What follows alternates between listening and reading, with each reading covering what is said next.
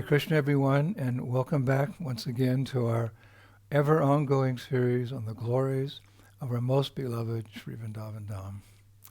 Nama Om Vishnu Padaya Krishna Pashtaya Bhutale Srimati Bhaktivedanta Swaminiti Namane Namaste Saraswati Deve Gauravani Pacharine Nirvishesha Shunyavadi Pastatya Desha Tarine. All glories to Srila Prabhupada.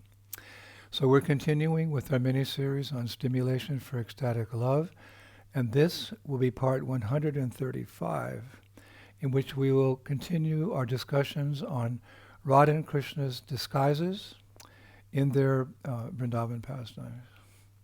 But first a prayer by the poet Vyasadas to remember our spiritual masters and previous acharyas. He writes, "Serve the divine asana of your guru, which is passed down from one acharya to another. It is the eternal place of the Guru Parampara. Take shelter of this divine seat, which is accepted by all the acharyas, and upon which the Guru sits, delivering the bewildered and fallen while meditating on Sri Krishna. I, Vyasadas, massage this asana with fragrant oil, which is like massaging the very lotus feet of my Guru." Thank you to that poet. So let us begin today. Well, actually, I'd like to mention first that Radha and Krishna are not the only ones who use disguises in Vrindavan pastimes.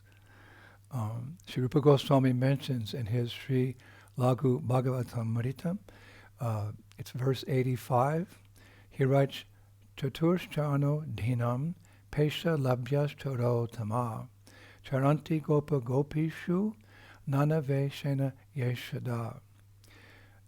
Chatura, Charana, Dhiman, Peshala, and other servants are Sri Krishna's foremost spies. Krishna has spies. Always wearing many types of disguises, they visit the gopas, gopis, and others in order to secretly accomplish Sri Krishna's tasks. Wow, Krishna has spies. For that matter, even the demons, the asuras, disguise themselves when they come to Vrindavan. Prominent amongst them are Pralambasura, who we've heard about many times, who disguised himself as a cowherd boy and hid amongst the other cowherd boys, pretending to be one of them. He had hoped to carry off Balaram and then kill Krishna. But when he carried Balaram off on his shoulders, his true demon form was revealed. And Balaram killed him with a mighty blow, a mighty blow.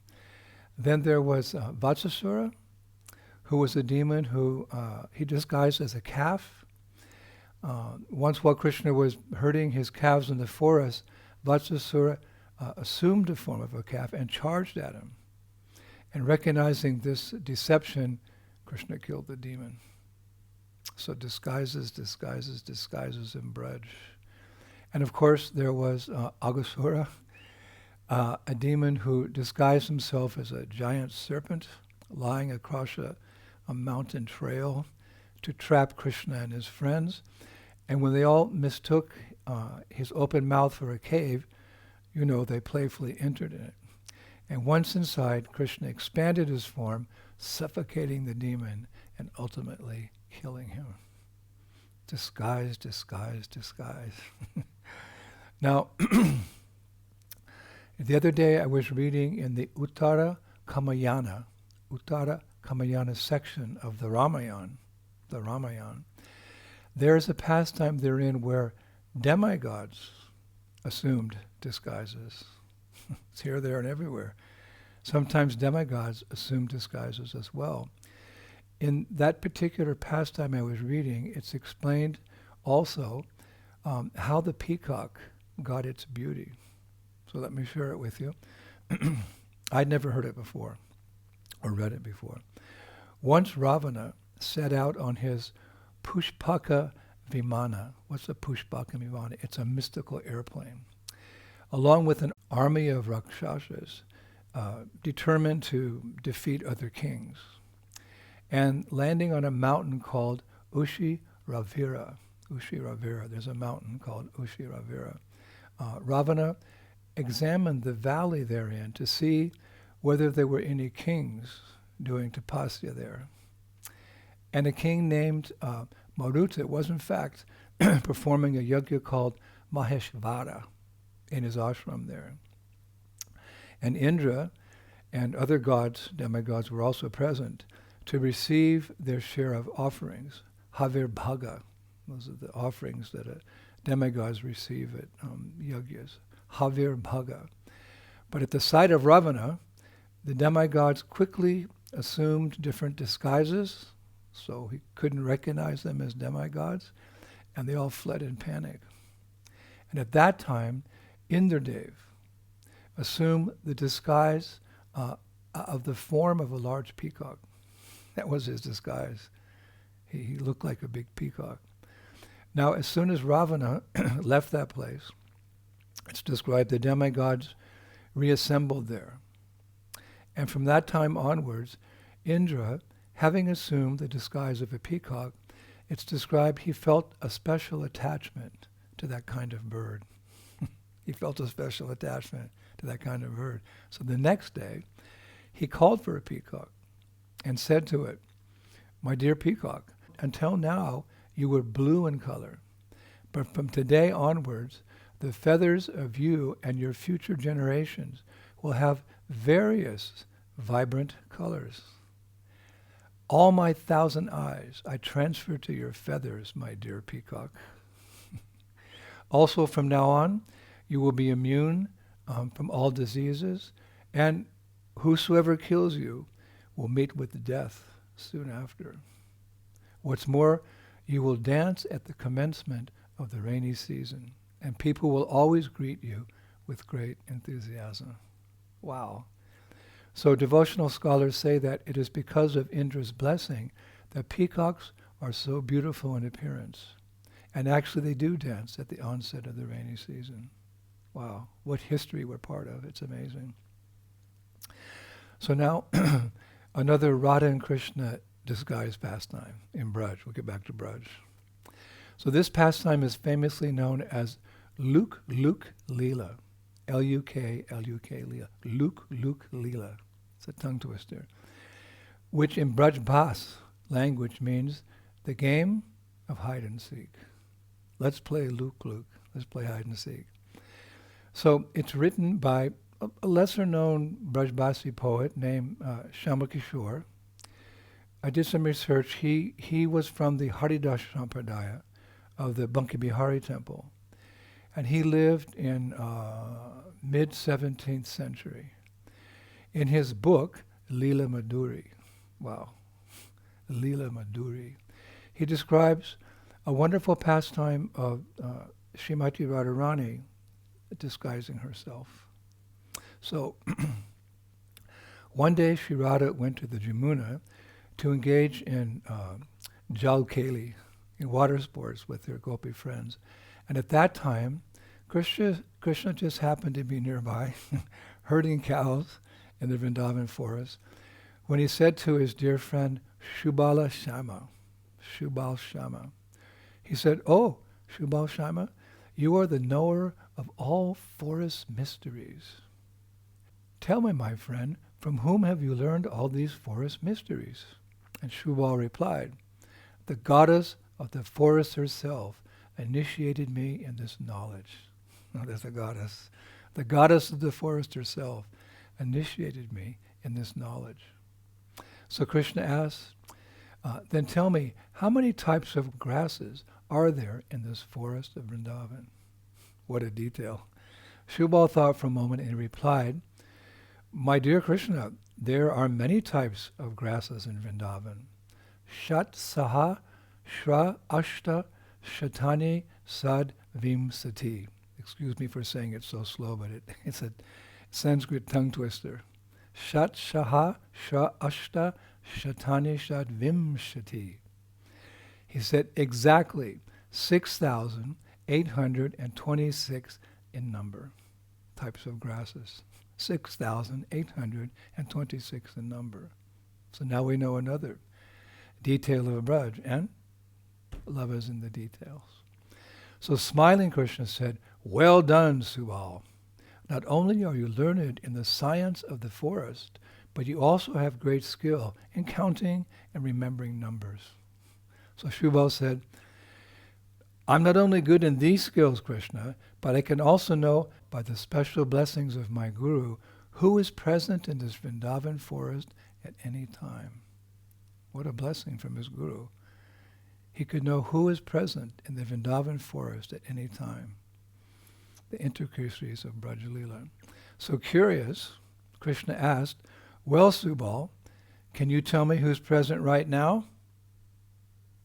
So sitting in a lotus position, a yogi's lotus position, and closing his eyes in meditation, after a few moments said, "A kanya."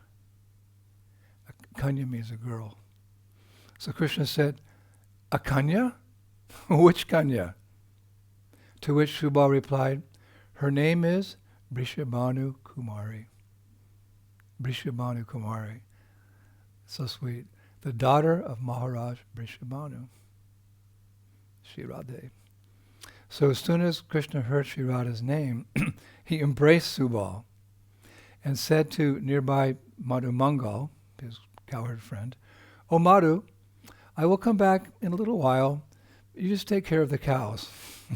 So then Krishna proceeded to the banks of the Jamuna River, where, after searching for a while, he saw Shri Radha playing with her gopi friends in the water, the Jalkeli pastimes.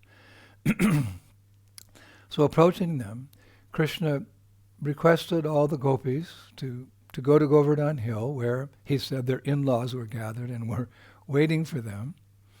And then he said to Lalita that he would bring Radha safely to her house that evening. Kind of transcendentally kidnapped her. And at that point, Radha and Krishna left together for the forest of Madhuvan. The forest of Madhuvan. And upon arriving and seeing the Kunja Galis, first time I came across this, the Kunja Galis. What are Kunja Galis? They're the narrow pathways through the forest of Madhuvan, or any forest in Vrindavan. You know, it's a thick forest, Vrindavan. There's these dusty little pathways that go in and out and around. They're called Kunja Galis. Galis, Kunja Galis. So Radha said to Krishna, "O jewel of the Gwalas," Gwalas. Gwalas means cowherd boys. "O jewel of the Gwalas, behold these forest pathways. They are dense, narrow, and countless in number. So let's play Luke here." Hide and seek. "Krishna, let's play Luke here."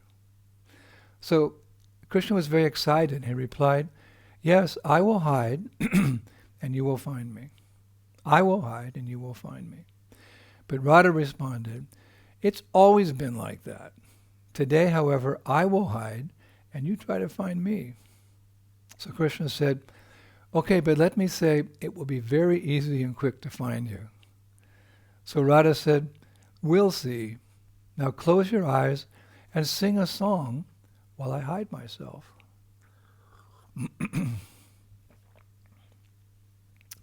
So Krishna started singing a song all about Shri Radha, while Radharani disguised herself in a most curious way and hid in the lush Madhuvan forest. And after some time, Krishna called out loudly, "Hey Radhe, I'm coming." And he started to look for Radharani everywhere. But after a long and futile search, he was unable to find her. So disappointed, he started praying to her. "O Radhe, where are you? My heart is aching without your darshan. Are you safe? Please be the object of my vision." Such a beautiful line. "Please be the object of my vision." Then suddenly, Krishna came across a very handsome young cowherd boy. And he said to the cowherd boy, "My dear Gopa, in these narrow pathways of this Madhuvan forest, have you seen my beloved Radha?" So the Gopa replied, "Who?" And Krishna said, Shri Radha, my beloved.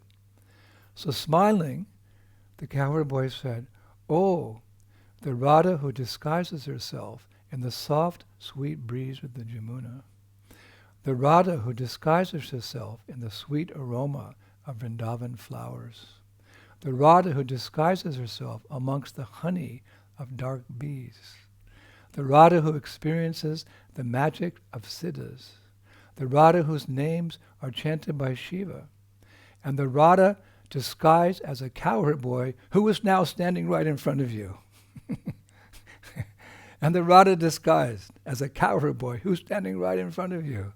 So Krishna's eyes opened very wide. Whoa!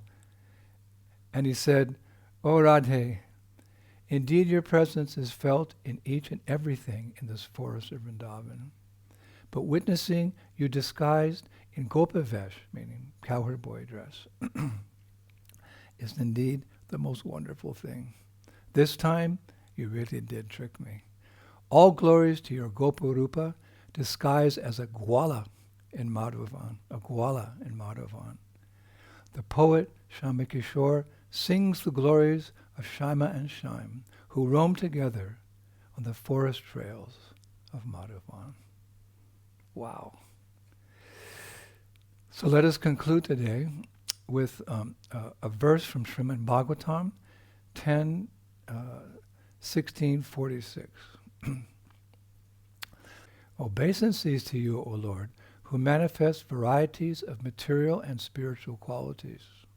You disguise yourself with the material qualities, and yet the functioning of those same material qualities ultimately reveals your existence.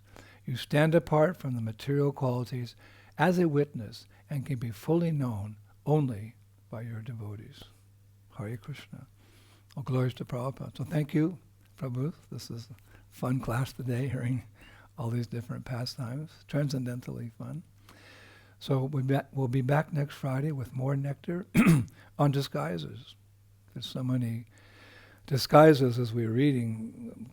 Radha and Krishna, cowherd boys, demigods, asuras. It's an interesting topic, and we have more to say. So, Shri Shri Gaur Nitai ki, Shri Shri Krishna Balaram ki, Shri Shri Radha Shama Sundar ki, Vrindavan Eshwari, Shrimati Radharani and her disguises ki, Maya Pradam ki, Gaur Nitai ki, Shri Krishna Sankirtanya ki, Nitai Gaur Premanandi, Jai Jai Sri Sri Radhe Sham. Glories to Prabhupada.